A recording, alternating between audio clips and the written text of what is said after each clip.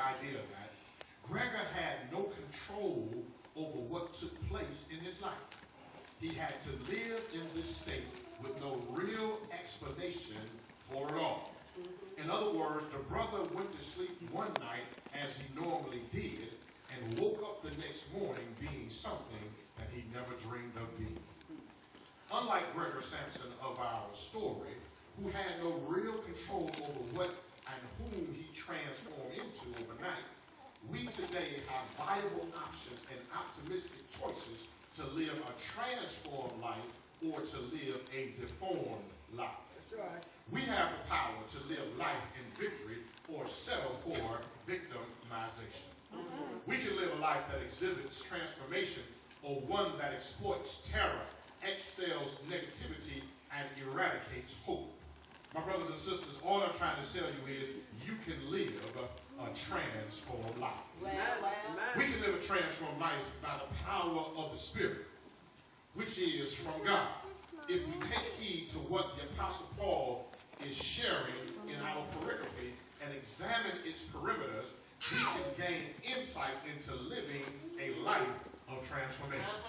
Many times we look at this text, and I bet you that you've never seen how Paul, step by step, scripture by scripture, life is being transformed. Because we know Paul as one who has gone from a notorious persecutor to a Nobel Prize winning proclaimer. Paul shares some powerful and insightful essentials with the generousness of the saints of Philippi. For you know Philippi was some nice people. They didn't have much, but they gave of what they had, and it made their gift more honorable in the eyesight of God. And so Paul writes to them, presupposing those wonderful words that he says that my God shall supply all your needs according to his riches and glory. Paul says you can move through life through a process called transformation. And my brothers and sisters, in this text, you will realize how God has allowed Paul to be a blessing to everyone. And what Paul says is that you can cleanly and clearly recognize within these two texts a few things that will transform your life. Paul says if you look closely, you can glean from my wisdom. And he says, number one, if you're going to live a transformed life, then you need to consider the very first thing that Paul says. Brothers and sisters, one thing I have to admit, I have not made it to where I'm trying to go. Paul says the first thing you need to do is you need to recognize where you are right now. Accepting your present situation is not your permanent destination. That's verse 13, part A. Paul says, not as though I have obtained yet. According to Dr. H.C. Gunderson, who wrote in a blog on June the 7th, 2011, under the heading Self-Esteem, says this: one of the hardest and most difficult, important aspects of change is honoring your present state. That means honoring where you are right now and who you have become right now. Accepting the reasons for your situation and family background which may have contributed to your condition. In other words, where you are now, there are things that put you where you are now. And Paul says you need to honor the fact that where you are is not where God really wants you to be. And Paul says the hardest thing for us is that we have to understand that on this journey, unless heaven is our destination, as long as we're here, we have not arrived yet. But he says, Gunderson says that it's okay for us to say we're okay. But we got to leave all the buts and the ands and the maybes after we've said we're okay. We got to lay them off to the side. You know how it is. You ask somebody, how they doing? I'm doing good, but you know, everything's okay, but maybe, and if, ands, and buts have to be set to the side because you have to acknowledge the fact that where you are not yet where God wants you to be. The reason why this is important is that if we ever get to the place of acceptance, you will never be able to go and be who you are now is because you will neglect where you're supposed to be later on. In other words, you and I need to get ourselves out of our own way for our own future. The first step in honoring and accepting ourselves is for you to know who you are now. Is to go inside and talk to that scared, frightened little child and tell him or her that you made it, that you are safe and you are still alive. Hold that child, feel that scared, lonely, unloved child full of love and safety, because in all of us, there is a child that still needs affirmation. Amen. Somebody here knows exactly what I'm talking about, because you still trying to get somebody to recognize that you made it. And God is telling us today, in order for us to move to the next level in life, you got to realize within yourself, I am better than what I was yesterday. My circumstances from the beginning has not developed me completely. God is still working on me. Not only do we have to recognize where we are right now, but Paul says, but this one thing I do. In other words, we have to resolve to do something about our situation right now. You got to get extremely motivated about you. Because if you don't get excited about you, how in the world you expect somebody else to get excited about you? Come on now. Maslow's hierarchy of needs is a theory in psychology proposed by Abraham Maslow in his 1943 paper, A Theory of Human Motivation. According to Maslow, hierarchy of needs, every one of us has them, have unsatisfied needs and desires, from basic to complex ones that influence our behavior, whereas satisfied needs do not. As soon as we have satisfied our basic needs, such as hunger and thirst, we focus toward the satisfaction of the next level of needs, which is safety and health, which is followed by friendship and love. Thereafter comes the desire for recognition and achievement until we have reached the highest level of our needs, that is self-actualization. In other words, what he's saying is, once you get to the point you know who you are, it does not matter what everybody else have to say about you. Come on now. Because once you realize that they're not paying your bills, they're not supplying your needs, Come on now. they're not putting a roof over your head, they didn't wake you up this morning, they didn't take care of you all week long. Once you realize that it was God on your side and your faith to believe that God would do exactly what he said he would do, it don't matter what people say, you have to know who you are. Maslow's hierarchy suggests 5 needs that need to be understood. He says, first of all, there's self-actualization, morality in your creativity. Secondly, there's self-esteem needs. You need to be able to say, I have achieved something. I've done something. Even if you're just going to your job and you're always on time, that's something to applaud yourself about. Because in other words, there are a whole lot of people who don't have your motivation, who don't have your strength, who don't have your tenacity. They always behind, always complaining, always late, always got an issue, but you have done something because you got up this morning to serve the Lord. And Maslow says not only is it self-esteem needs, but you got to have some love and belonging. That's why friendship and partnership and family is so important. You need to have just at least one friend. Somebody who ain't going to always agree with you, somebody who ain't going to always be on your side. You need to have some partners who will hold you accountable, hold you accessible, hold you responsible for what you say. Come on now. You say you're going to do such and such. You ought to have somebody that's willing to love you enough, wants to be friends enough with you, call you into accountability when you're not living up to your fullest potential. It is not the pastor's job only.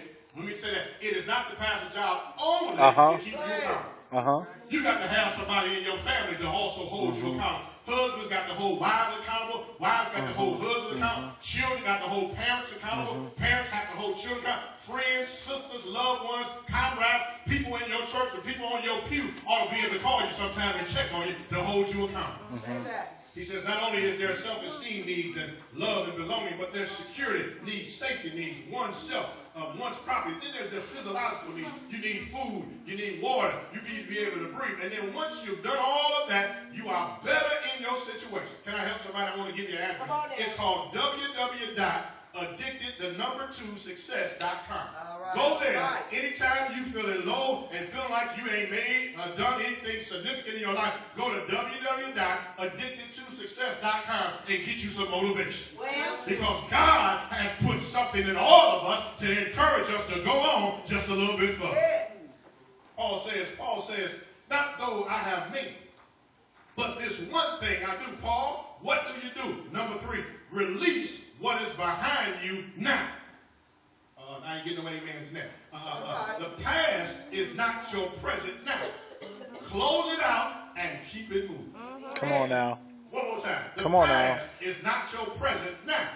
Close it out and keep it moving. According to Psychology Today, published on April 6, 2011 by Abigail Brenner, MD, in the magazine Influx, she said there are 5 ways to bring closure to the past. Somebody need to hear this. Number one, take responsibility for yourself. All right. Number two, grieve the loss. Number three, gather your strength. Number four, make immediate plans for your future. And number five, create a ritual. You can check it if you will. Let me read it again to you. Number one, if you're going to close your past, you're going to have to take responsibility for yourself. Number two, if you're going to close your past, you're going to have to grieve the loss. In other words, cry and get over. And number three, you're going to have to gather your strength and understand what you lost is not as great as what you got coming. And then number four, make a plan to do something about your immediate future right now. Can I put a pin right there? I'm one of those pastors that believe that once it's over, you need to start doing something new, make plans. There's nothing like falling in love with yourself all over again. Now, I know we sing falling in love with Jesus is the best thing I ever done. But on number two, falling in love with you ought to be the best thing behind falling in love with Jesus. Because until you fall in love with yourself, baby, you can't let nobody else love you, and you will never be able to love anybody else. And Paul said, then create a ritual. Do something that you always wanted to do, and do it until you're satisfied. Can I help somebody? We need to have what I call a past funeral. I got a pair of gym shoes. I think that the kids bring them in the car. I got a pair of gym shoes, and I've had these gym shoes. I really wanted these gym shoes, baby. I don't know, sisters. I know how y'all are about purses and shoes, but I like gym shoes. I mean, I'm a gym shoe kid. I got gym shoes all across the closet. It's hard for me to give away a pair of gym shoes. These gym shoes I had, they came out in 2006. I just got the Louisville. I had a few dollars in my pocket. I wanted to buy this. These gym shoes was $169 for some gym shoes. Ain't no way in the world I wanted gym shoes, because I don't understand how a woman could buy a $300 purse and carry a $40 wallet and know how to money. But that's women, and we're men, so we ain't trying to pick on the sister. And I wanted these gym shoes that had the air bubbles in the front all the way to the back. And they was that. But the other day, I was wearing those gym shoes, and while I was walking, I kept hearing the gym shoes pop. So I had on my little work shorts. So I grabbed both pockets because I thought maybe I had something in my pocket that was clocking. You know, this click clock. So I grabbed both of my pockets so I could hold my keys and hold my wallet, and realized that the gym shoes had been wore out. I didn't want to let them go because they looked like they were all together. I did not want to let them gym shoes go. So I wore them another day. This time when I wore them, I realized that my feet were hurt. The bubble had busted. My feet were hurting. And I was walking around all day long with these gym shoes on and did not want to let them go. So let me tell you how we are about relationships. Sometimes we know the relationship is over. Sometimes we know that the situation is completely over, and we still hold on to the worn out, bad wearing, hurt feeling, shoe upsetting, my body gym shoe kind of relationship, and I didn't want to throw them away. So this is what you have to do. You say, dearly beloved, we are gathered here today to say farewell to the past. Past pain, past brokenness, sadness, past disappointment, past heartaches associated with the past. Now we commit the body of the past to the ground, ashes to ashes, dust to dust, cry, wipe your eyes, and then celebrate you. So let me tell you what Red did. I went to Dennis. Come on now. And on the wall, at the bottom of the shelf, on the trail wall, there was some Asics gels. Got air bubbles in it for $49. Bought me some $19 insoles and said, Lord, thank you for delivering me from them bad gym shoes. And I want to tell somebody that some of us need to just let go of some old stuff and then thank God that he has delivered you one more time. I got them gym shoes in the car. They're going right on in the garbage right out the church. If they hurt my feet, $169, go down the drain. Sometimes, my brothers and sisters, we have to release what is behind us. But then Paul says, he says in 13d, he says, I'm pressing toward the mark. Relentlessly reach for where you are going and give it all you got. You got to give it all you got and then some more. Those of you who are fans of wrestling will know exactly what I'm talking about. Dwayne "The Rock" Johnson shares this insight about reaching forward. He says, success at anything will always come down to this: Focus and effort. You can never be successful if you're never focused and if you never put any effort behind it. He says, moreover, we control both. Think about 5 years ago, where you was then. Think about where you are now. And then he says, think about 5 years ahead. And don't let nothing stop you from making your goals come to pass. In other words, you and I have to be unstoppable. Even though it may not look like progress in somebody else's life, it needs to be progressive in your life. Not all of us, if we were all in a marathon, because I ain't going to make the whole marathon, I can tell you that right now because I ain't going to be trying to tell you that. But if we were all in a marathon, it's not how fast you finish, but it's whether or not you finish. There was this lady who, she was 70-something years old, and she always helped everybody in the New York marathon. So all the time that the marathon was going on, she would help them. And so she helped them for about 10 years.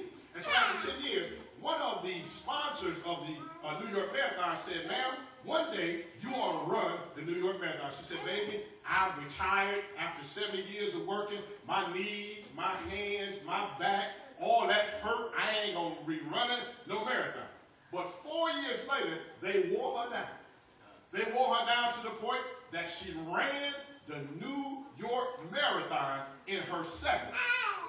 And she shared this with Dr. Dennis Kimbrough and said, and guess what? I wouldn't last. She said, I finished, but I wouldn't last.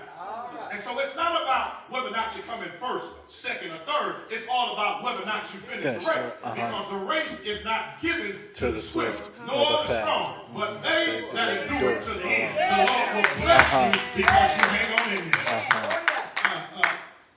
Dwayne says, do whatever you can, and if something or somebody stands in the way of your success, move. Oh, I'm going to get in trouble right here because success is not overnight. It comes day in and day out as you continue to progress. I think Michael Jackson put it this way, don't stop till you get enough. Might help me with that, because if you ever worked out and you lifted weights, if you put that song on, it'll make you strong. Because when your body is aching, Mike keeps saying, don't stop till you get. Mike will push you.